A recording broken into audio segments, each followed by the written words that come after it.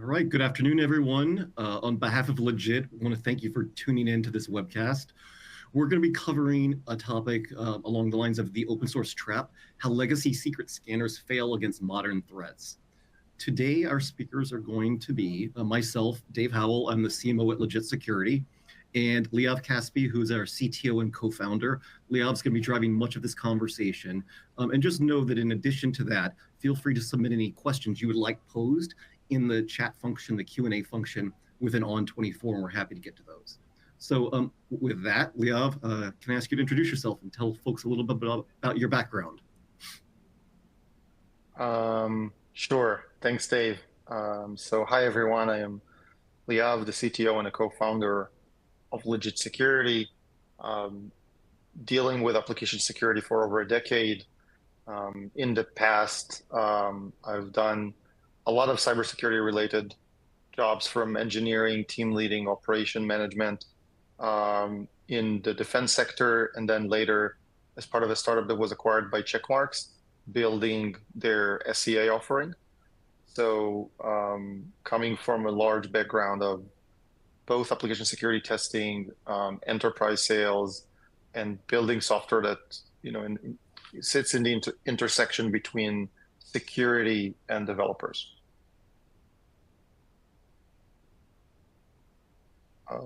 Cool. So let's dive right in the topic.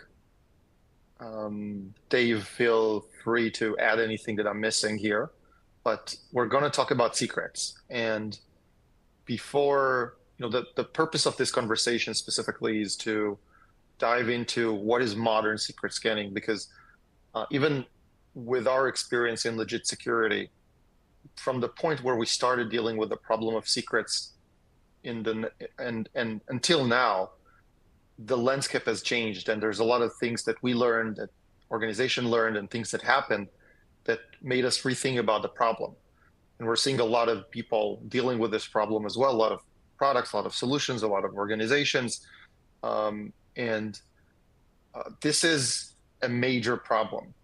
There is no enterprise or large organization today that has something in place to protect against secrets. And if you don't do anything, then you should. It is a problem that is very, very real and happening all around. And I can say a few words about why, but almost on a daily or at least on a weekly basis, there's incidents where password or a secret is being exposed.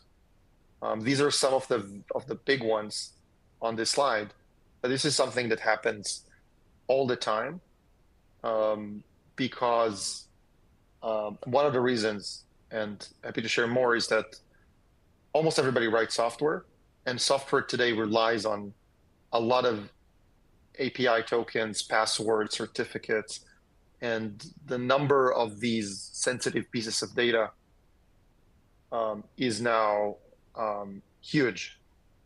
For an average application today to roll out, a cloud native application requires dozens of keys and tokens. And when you build cloud application, microservices, and modern software, you need all these credentials and all of these pieces of access. And eventually, it's not an easy task to just architect something in a way where all the secrets are getting into the right place securely. So eventually, as development go for year after year, more and more pieces of sensitive data find themselves in source code, and then source code is everywhere. And most of these hacks start on a developer endpoint or on a Git server or on a build tool. They get a hold of some components of the source code, and from there be able to expose a lot of sensitive secrets and then carry on a larger operation or a larger cyber incident. One question for you. From your experience, do you believe that developers and those that are building software understand the problem of secrets as well as perhaps their counterparts in security may?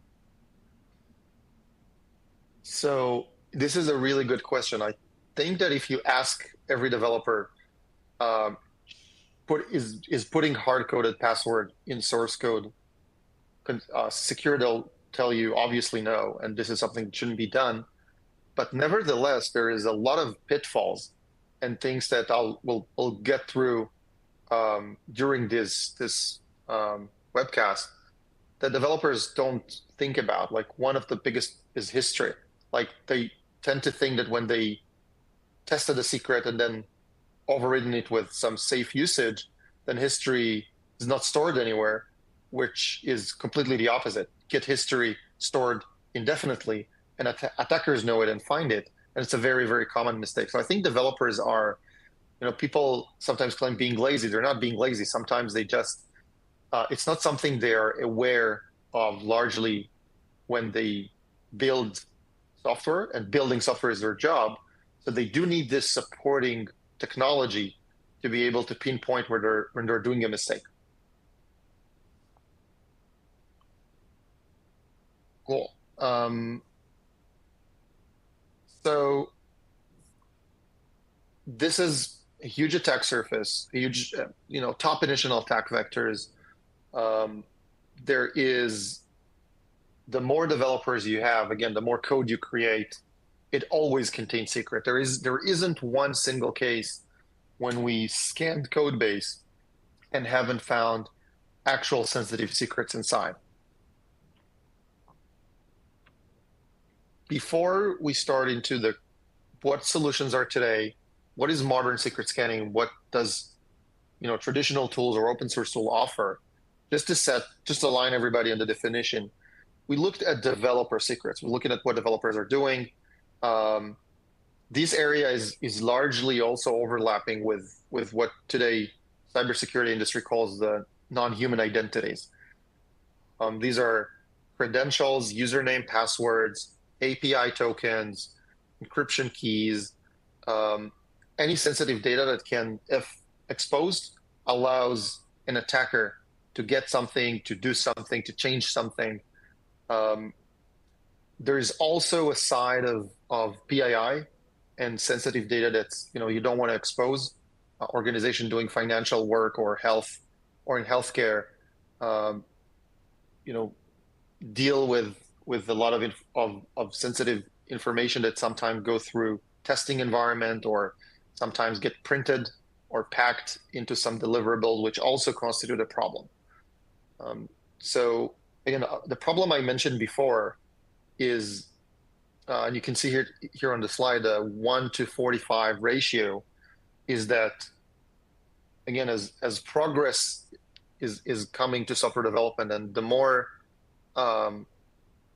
modern development become, the more sensitive pieces of data are around, because more components are stitched together, more services are being used, more abstraction layers. So this ratio, I would bet if it wasn't the same 5 years ago, and my prediction, it's going to be a lot in favor of the non-human identities in the next 5 years.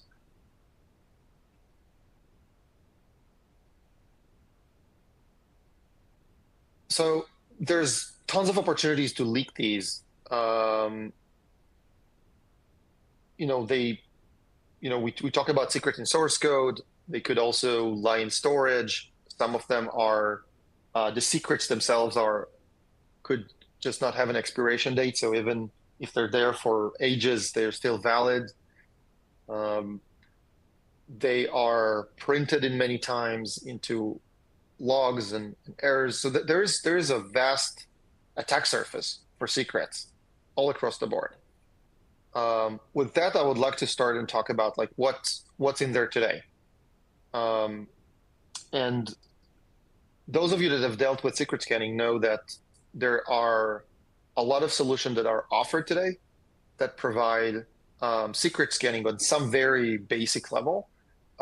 A lot of them are open source. If you go and look for an open source secret scanner, you'll find probably half a dozen tools that have high popularity in GitHub.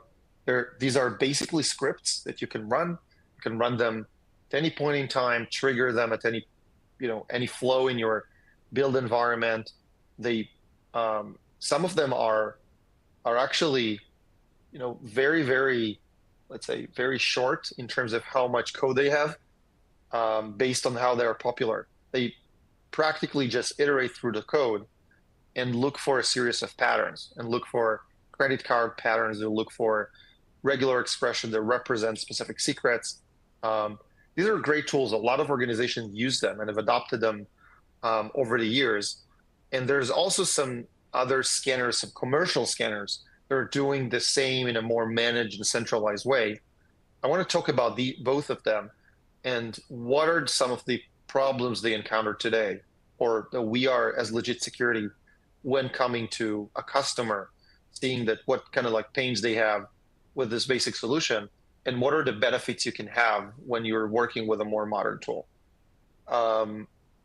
So I think the first thing to talk about is source code, and it's the prime example here. And I want to give 3 examples of areas that are big concerns, and there is a big difference between how open source or traditional tools do it and more modern secret scanners do. The first example is going to be on source code, obviously, and then source code, as I mentioned before, there's a lot of place you can put secrets in the source code, forget about it, and then it will never be picked up by a human reviewing it or an open source secret scanner. And then one day out of the blue, the code gets shipped or exposed or made public, and suddenly a password is leaked. The easiest and most trivial sort of like example on history is a lot of organizations that run secret scanning on a change. So what they do is they go and say every time a new code submission is being done, check if the developer has submitted a secret. And they also rely on a human review. So they rely on both scanning of the code by an automated tool, but also a person reviews the code and can detect if somebody is just placing a hard-coded password. But what happens is, as a developer, you start with your first commit, and if you follow my cursor, I don't know if you can hear, but if you look at the commit B, somebody added a hard-coded password. Then going to commit C, they realize they made a problem still on their own endpoint, on their own laptop. They removed the hard-coded password and replaced it with a safe usage of a password, which grabs it from some secure vault. So the code doesn't have sensitive token, and then submits it. It becomes commit D, and then this thing is up to submission. The person reviewing it or the code reviewing it is looking at a legitimate usage of safe data. There is nothing bad with it. There is no hard-coded password. All good. What they don't realize is that commit B and C are part of the history now. And the modern secret scanners usually, and then this is something that Legit does, also are able to look specifically on a code change and then go and look at all the different diffs and historical changes and say, well, code looks fine, but within the history, you've got a password, and this thing will be exposed to an attacker getting access to the code base. Now, this is a very simple example. There are more complex examples that I didn't share here today. Happy to share them during some kind of a deep dive or a demo of Legit. But when, for example, branches are deleted or copied, developers tend to think that they squashed or deleted them, but they remain in GitHub, remain accessible in some cases, and they could be accessible through an enumeration by an attacker. Same thing when code is cloned from GitHub or copied from GitHub and being scanned with a secret scanner. Not all the branches are being cloned. So in many implementation of traditional scanning, you don't really scan all the code base and all the secrets as an attacker would have done. And attackers know that. This is why I posted this iceberg illustration, is to show that this is something real that's happening, and that there's a lot of secrets, a lot of depth that need to be scanned. If you use the right tools.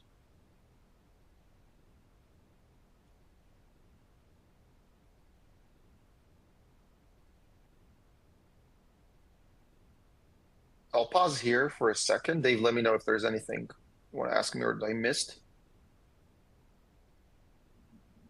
Don't believe so, not yet.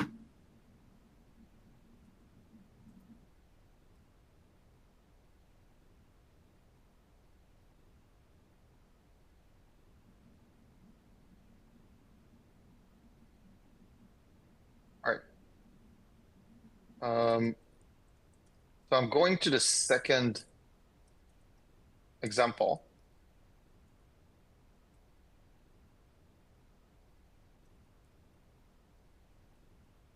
And I want to start talking about noise. Noise and false positives are a big problem.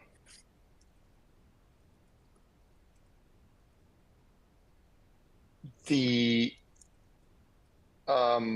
open source scanners usually run regular expressions, which are known patterns of secrets, and there is many reasons why these patterns just miss.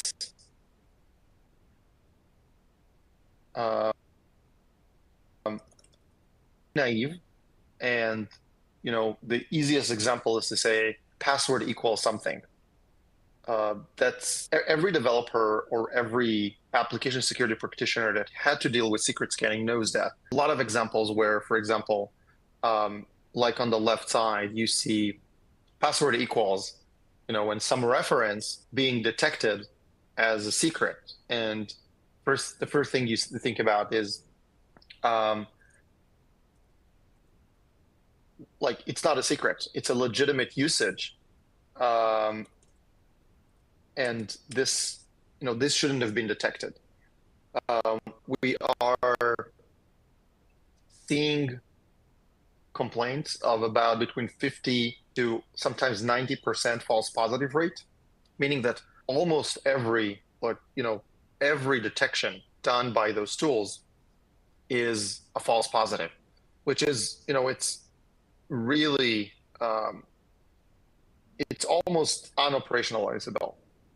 So people that start to use those tools, this open source tools at scale, would need to spend a lot of time tweaking their rule set, which is a very, very time-consuming work.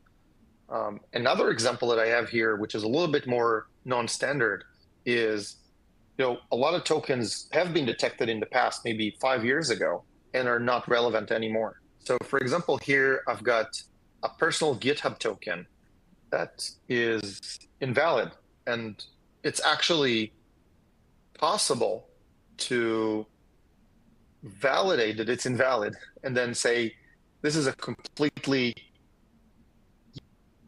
useless secret because it's token.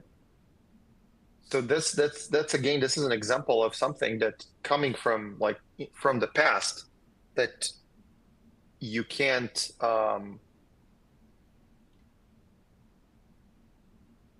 remediate, and you can't avoid using naive scanners.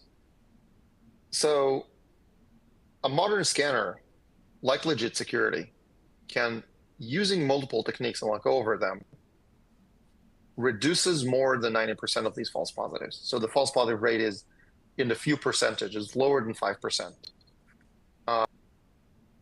We use code analysis, check for secrets validity, and as I'll show in a few minutes, using AI can remove things that are false positives. Another problem with noise that's very, very apparent. Liav, can you hear me?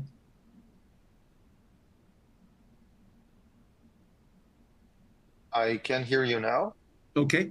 So one question I had is, so if an organization is using an open source scanner and is faced with all these false positives, what are they doing with those data?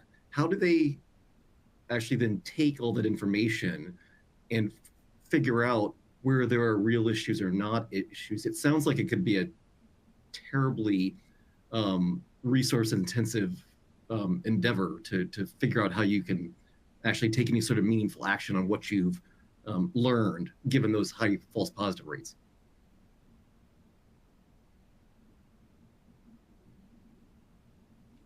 Yeah.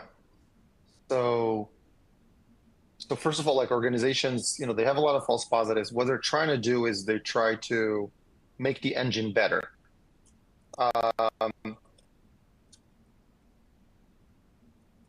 Um, so they would practically go and try to create a lot of rules. So they'll spend a lot of time taking the and then try to build more and more and more rules on top of that. They'll try to tweak the regular expressions, create more expressions of their own. They spend a lot of time trying to tune this detection engine, which is very very limited because it's capable of very limited set of detections. Then they're going to say ignore this value or ignore this file, ignore this extension. And we call this exception management. And you have to do it, first of all, centrally. So again, if you're using an open source tool, you need to do some heavy lifting and development work. So you want to do this centrally. You want to have a centralized exception management work, which will have a set of rules or exceptions that every scan would respect. And this is basically they get into a development project to build this or start to have exception files being pulled away from all over and build their own exception language. But this is starting to become a heavy lifting, and this is something that modern tools or modern scanners already do. And instead of going and inventing the wheel all over again, they can benefit from an existing solution that can do this in a very very complex and customized way.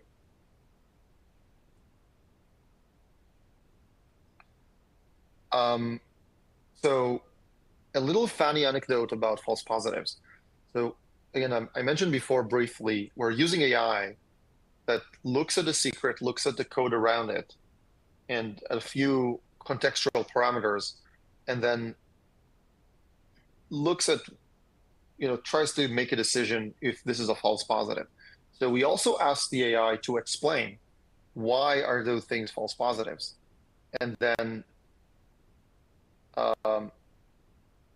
we got a lot of reasons that we grouped together, and they are actually they make a lot of sense. So the number one reason we see is the placeholders. So usually you write my password equals, and you put a placeholder with the intention of this secret being pulled from a safe location. This is the number one reason for false positive. Then the second one is a pattern is just being found in a large binary stream. So for example, you've got a big binary file with random bits that suddenly has the exact structure in its randomness of a credit card. And you can read here through some of the other examples, like documentation examples, things that need to be public and are actually on purpose, like public keys or Google reCAPTCHA keys. There's a lot of keys that the code, mock data. This is an area where you should show maybe somebody could use in mock data something real, but in many cases, this is some of the reasons that we were able actually using AI to decide things being classified in wrongfully. The last example I want to dive into is secrets beyond source code. So we're talking about source code here for the past about 20 minutes. There are a lot of tools and systems that developers interact with which are not source code, and they tend to write secrets inside. My example here is, a developer that can't connect and creates a ticket and writes a dump of many parameters into a Jira ticket. And this Jira ticket now has sensitive information. This ticket might be exposed to anybody on the company network. You don't know what's going to happen with it, or your Jira might be hacked later in a separate event, and through that, sensitive data is going to be exposed. So there's dozens of tools and systems which are an attack surface for grabbing those secrets. And modern secret scanners can go into tickets, chat messages, documentation page, build logs, and artifacts. One of the examples that I like to share is that that there's continuous news events on packages distributed to app stores or containers. They're just packed with a secret. And this is actually a very, again, Dave, you asked me about pitfalls before, and are developers aware? This is a very, very easy to make mistake or a pitfall where you build a container image and you sort of like forget something that a container needs inside the image layers. And then this container is shipped to your customers. And this, we have been able to find it like over and over again for our customers, on Docker containers, on artifacts, and anything that I distribute, even a package file, going to an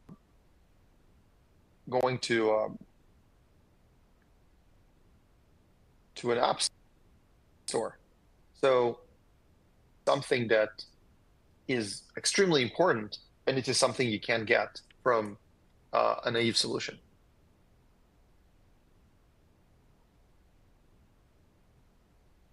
I want to move on to talking about legit security and talking about what a modern secret scanner looks like. So the way I would like to structure this is, sorry, and I'll go to this slide first, is through 4 themes that I would like to follow the presentation through, which is find, fix, prevent, and respond. These themes are correlated to 4 activities that you need to do around secrets. And I want to explain all of them and what each of them mean and why you need to do all of them. And we'll get into some details about the benefits of doing each of these specific ones really shortly.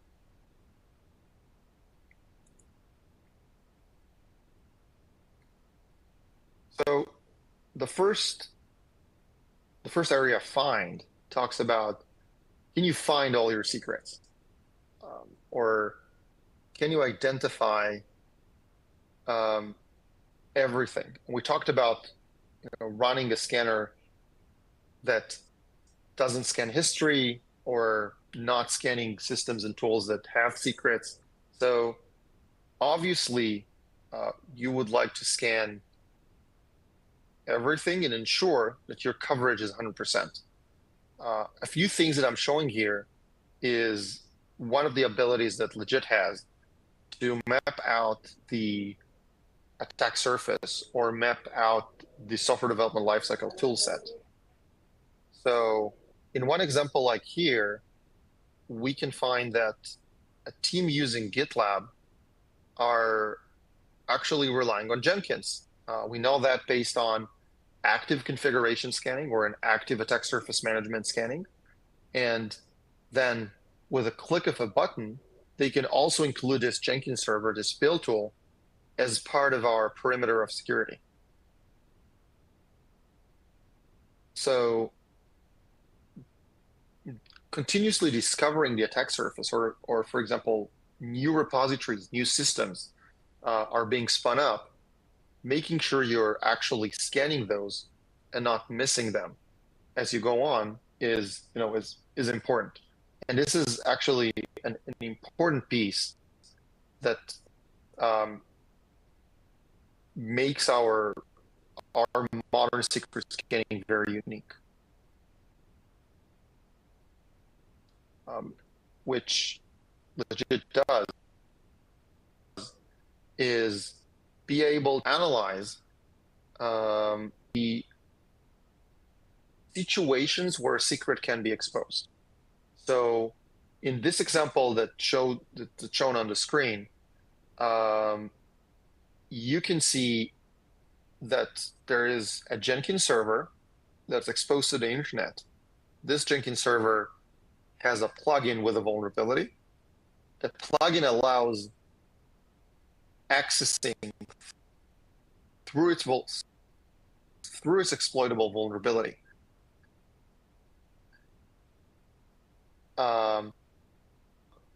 Accessing code.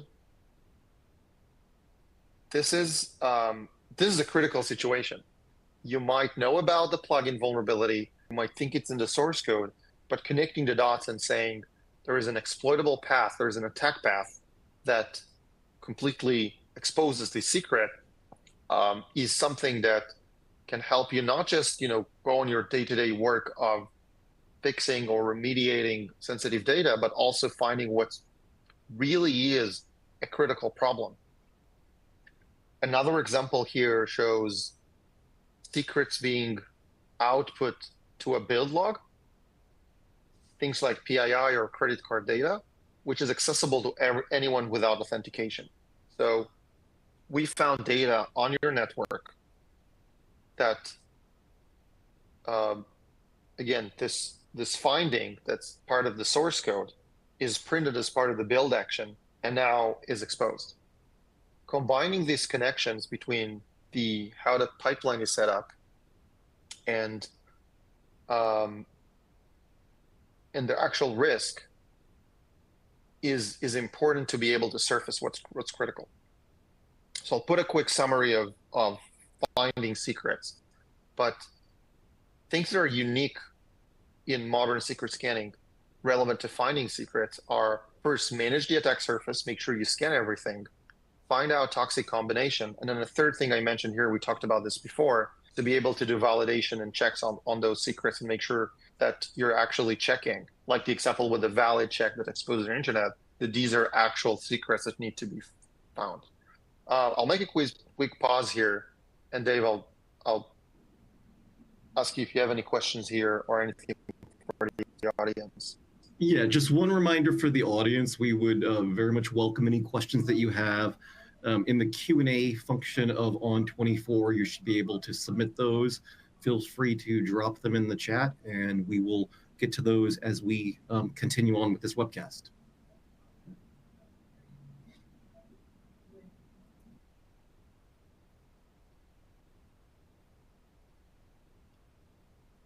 Cool. Yeah. So we'll look at the chat for questions, and then happy to answer them as we go, plus answer anything in the end.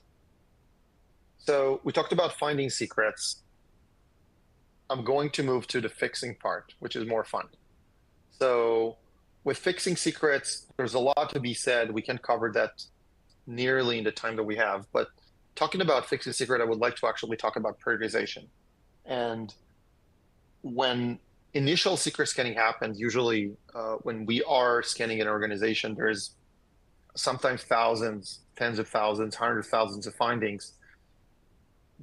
There's a couple of things that we're now concerned with. Is first of all, like, what's really important to tackle first.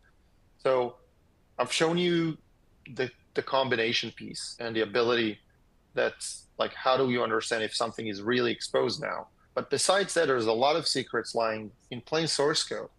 There's a lot of contextual parameters you can use to analyze what's more important than others. So I listed a few of them, but for example, validity is one of them. If a secret could be validated or invalidated, that's very useful.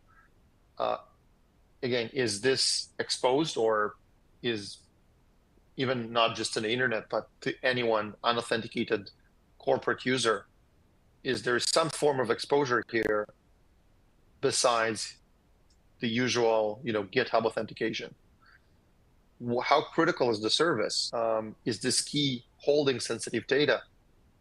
Is this service a SaaS service or an internal one? Because SaaS services are accessible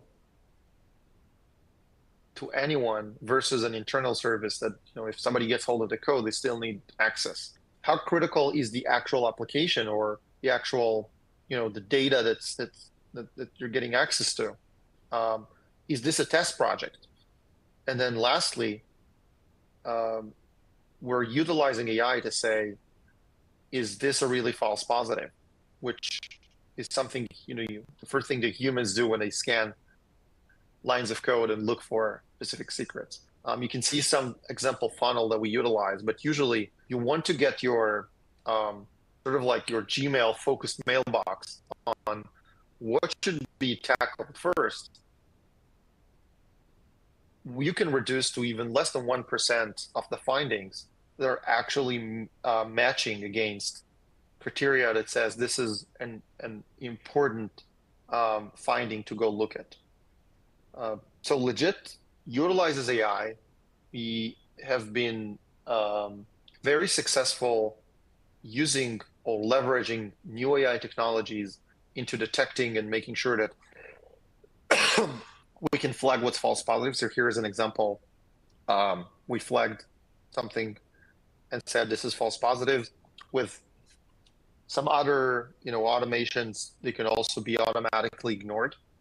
Our AI, basically, it's not very sophisticated, but we use LLM with some internal architecture to eventually look at code, understand it, and say what's the likelihood of something being a false positive. So we found out that AI, if you look at a group of false positives, 85% of the cases it tags them correctly. So if you got 100 false positives, 85 of them will be tagged. And then on the other side, there is more than 95% confidence that if the AI says it's false positive, that it's really is.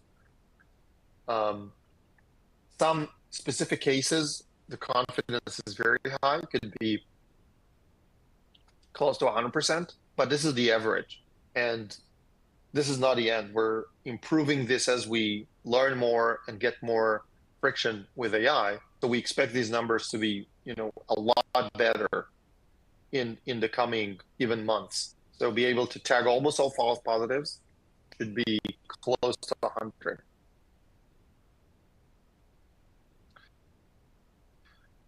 Fixing is when you go and fix a large number of secrets, then you're going to do a triage. You're going to scan through a lot of them, decide quickly if they're important.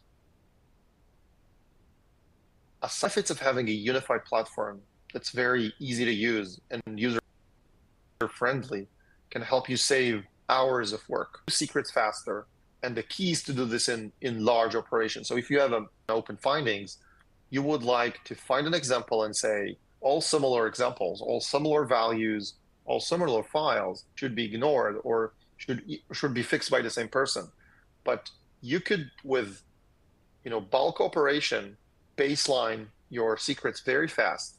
You create exceptions. In the example here, I have, I'm going to ignore something like 13,000 findings because this is a test value that I'm using everywhere. This is my test value. It's not a secret. So being able to perform these at scale is something that allows legit customers to go and fix really fast all the findings when they do a large scan of a new code base or when they just need to reduce the backlog fast. Same thing with automations. When a new secret's coming on, can automatically be assigned to the right person that needs to solve it, which helps actually fixing faster. Quick summary before we move on fixing secrets. So prioritizing is a big deal. AI is, the key here that can actually reduce a lot of the noise. Doing fast triage and automating workflows. This is things that are, if you don't use a centralized platform and rely on open source tool, you basically have to build them on top of these tools.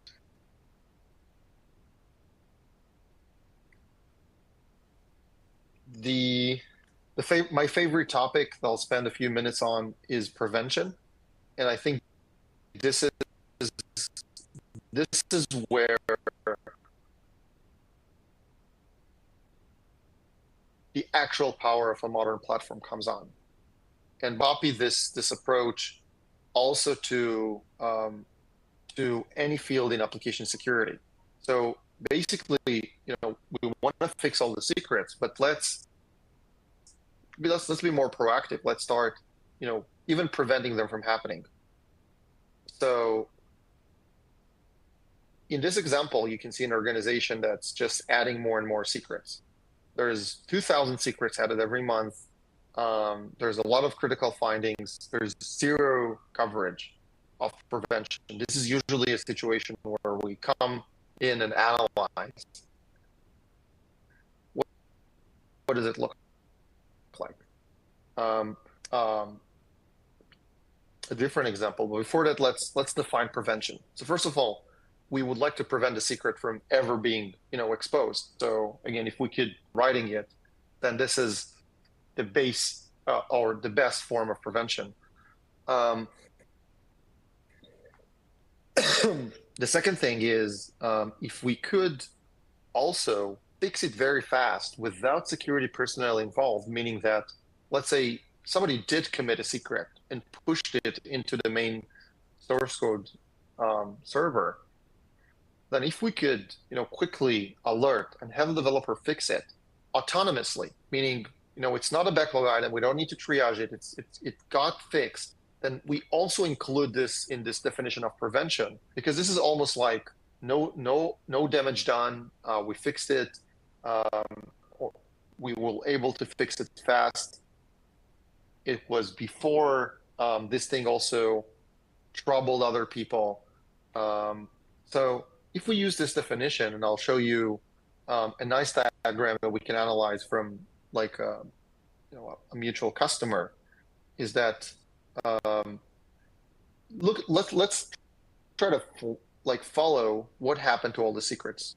So some of them were detected, some of them were blocked, because blocked meaning something on the developer endpoint detected it's a secret and then helped the developer remove that before it's being pushed.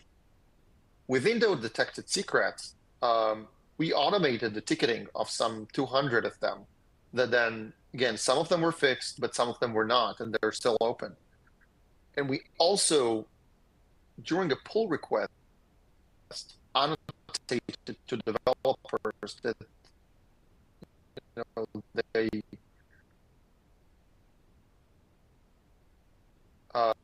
fix them, and then some of them got fixed, but some of them not. Eventually, we got 692 fixed secrets and almost 1,200 that are still open. The number of fixed, from the open, and this is the effectiveness of our prevention. After all of these secrets were submitted, and let's assume this is over a course of 30 days, we end up with this number of secrets, or this 1,190 secrets that we need to fix. And if we improve this effectiveness, we will end up with a lower number. And I think the dream of every security team and even engineering team is to reduce this number to close to zero. Only the cases where things weren't blocked at the same time, or we had to do something fast, or very, very few. So again, what constitute that? So there's two things you can do, or like two sort of like areas of focus. One is let's include preventive guardrails. So let's scan at the endpoint, let's scan at a source code repository during pull request, have a build step. So we can introduce more scans that will block the operation and tell the developer to fix. We can also track this. And the second thing is we can also measure how many things are being blocked, or how many repositories are covered by blocking scanned on the endpoints. So improving this would definitely improve the effectiveness. The other things that we can do is to build a workflow or build an automation that says something's detected, let's open a ticket right away, fast SLA, and have somebody fix it. And then we will define the things that were not fixed that pass the SLA. So I'll summarize the prevention, but legit security and other modern secret scanners are able to provide these preventive guardrails. But I think the key thing here is the third point, is to be able to measure that, to be able to come and show how effective are those preventive measures, how many things were actually prevented. This is actually an amazing way to show management that you are becoming more effective, and that the steps you're taking are actually, they have prevented a large number of pieces of sensitive data to actually, be committed.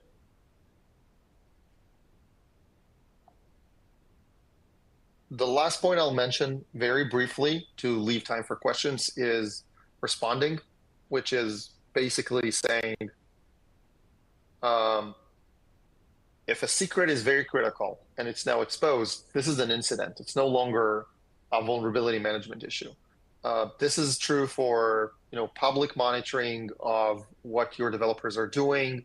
If they're using their personal account to copy the code, this is something that happens sometimes even by mistake, forking the code, or even just making something public. This is a incident response issue. And this is also something that a modern system can do. Send it to a SOC, create an event with send an email, we'll send an alert, and then somebody can jump quickly and analyze the situation and fix it. Cool. I want to wrap up here before we do the final questions. Show you this. Obviously, this will going to be available after the call, but you can see the long list on the left side of everything we've gone through that are important capabilities of modern secret scanners. Things like going through code history, going through attack surface discovery, combinations, understanding having a very low false positive rate, being able to deploy preventive guardrails and measure their effectiveness, detect in real-time incidents. So with open source scanners, you're obviously not getting almost any of that. It's basically sometimes scanning history. Traditional scanners, scanners that have been around and focus mainly on source code, do some of these to some extent. They do some validity checks. They improve their false positive rate. They have a centralized system that can cover some of the operation of triage. But then they miss out on a lot of things that are required by analyzing the SDLC in the dev environment. So this thing is going to be available after the call. Happy to review this. And then obviously, talking about Legit Security, we're happy to show a demo. Legit is an ASPM platform. It's a lot more than just a secret scanner. But secret scanning is a very important piece to securing your SDLC and securing your supply chain. So as part of this security module, we introduced the capability of very, very mature secret scanning. And we have a lot of content and a lot of data you can check out on our website, and obviously request a demo if you want to learn more. Move it up to Dave. to move to the question section. Yeah, absolutely. So first of all, Liav, thank you for going through all of that. A couple of questions that have come in. One is, if you're an organization that does not currently have a secret scanning or secrets detection prevention program, where should you start? What's the best first step in getting a program in place?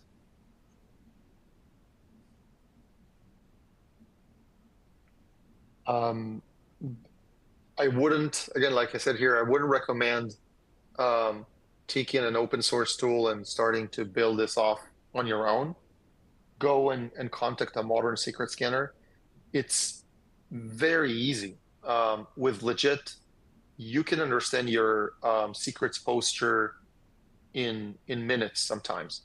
So within a few clicks and a scan, you can get started, understand the posture, and then understand what you need to do next in order to be able to improve that, or what prevention guards are going to introduce. But the initial posture assessment and the kickstart with scanning the environment is extremely easy. Thank you. So how do you think security teams and application security teams should think about secret scanning, secrets detection in the context of the overall AppSec program? There's a ton, there's many tools that AppSec teams are using, different aspects of the program. How do you think about prioritizing secrets in the broader context?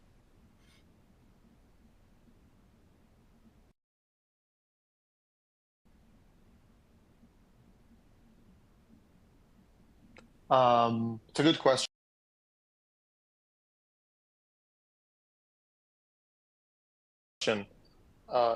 Again, secret scanning is an important application security aspect.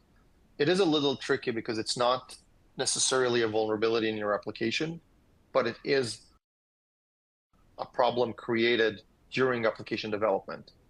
And it is today, from what we see on mature organization, it is a part of the application security program.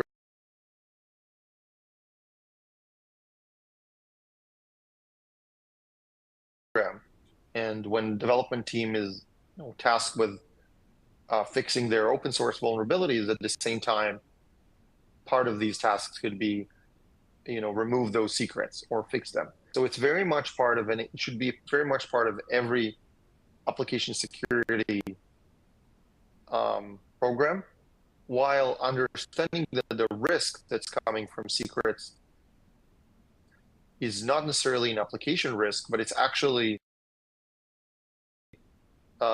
a data exposure risk for the organization, which can, impact prioritization or impact some of the decision making specifically around those findings. Thank you. Here, another question from the audience, Leah. Does Legit go beyond Git, and can it scan Confluence, Jira, other sources?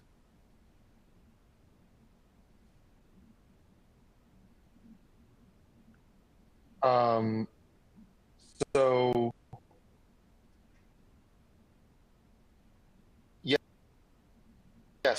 Legit does go beyond Git, and we can scan, like I think the system in the question, we can scan all of them. So we can scan Confluence, we can scan Jira. Legit is expanding the number of targets it can scan. So basically, it's an engine that we built is capable of finding secrets in any file, and then it's just a matter of being able to integrate successfully with the system.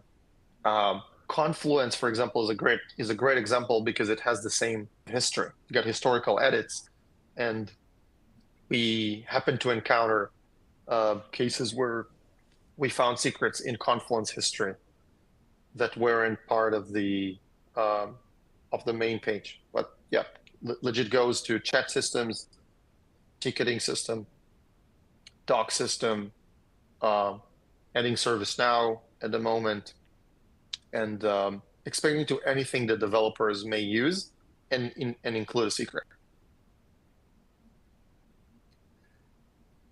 Thank you. Okay, we are just about the end of the session. I'll turn it over to you for any closing thoughts, Liav, in just a moment. But first of all, I wanted to thank everyone for joining the session. Very much appreciate it. You'll receive a link to this session as well as the link to the materials that were shared in the previous slide. And if you are interested in a demo, other information, feel free to reach out to us at legitsecurity.com, and we will be happy to follow up. So with that, before we close, Liav, any final comments for the audience?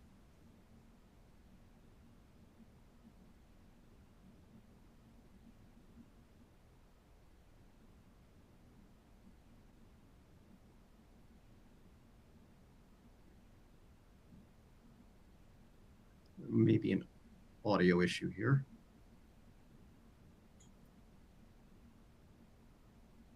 Or yeah, I didn't hear you. Can you just repeat that for a second? I think I had an audio glitch. Any No, I hear final you fine. comments? Any final comments for the audience to close us out? Oh, final comments. Yeah, sorry. I think the last comment would be don't literally waste time using some very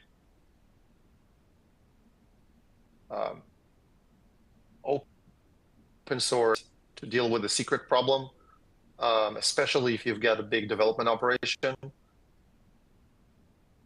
and very, very easy to get started.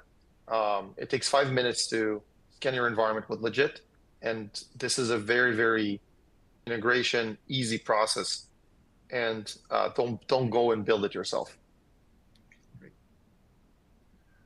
All right. Well, thank you again, Liav. Thank you to everyone who tuned in. We will close this presentation and look forward to follow-up conversations about this or any other topics that we're able to help with. Thank you.